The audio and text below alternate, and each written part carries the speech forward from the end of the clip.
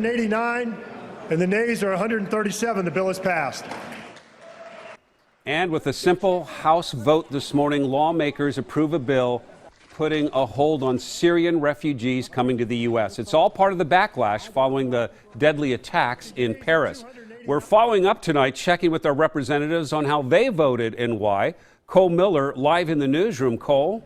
Well, Jeff, good evening. Republicans say they want to make the vetting process for refugees more secure. So I went to find out just what refugees have to go through now to get into the U.S. After a busy day on Capitol Hill, I caught up with two of Oregon's congressmen as they came back to Portland tonight after the vote.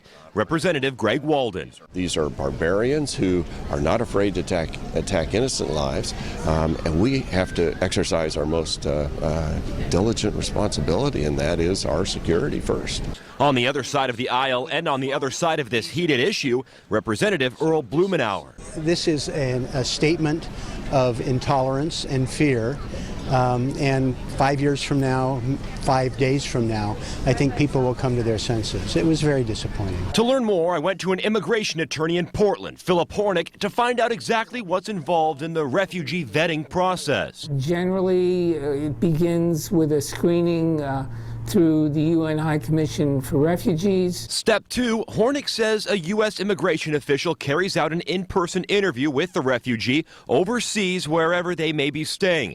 And Step 3, documents are gathered and biographic information that's then passed off to federal law enforcement agencies, including Homeland Security, the National Counterterrorism Center, the FBI, the State Department, and the Department of Defense to determine if there's a possible red flag or threat. This whole process can take anywhere from 18 to 24 months. If we're dealing with Syria, it is going to be a rigorous screening process. There's lots of ways to try to find out who this person is and whether or not we should let them in. If that refugee makes it to the States, Hornick says they can apply for permanent residency in roughly a year.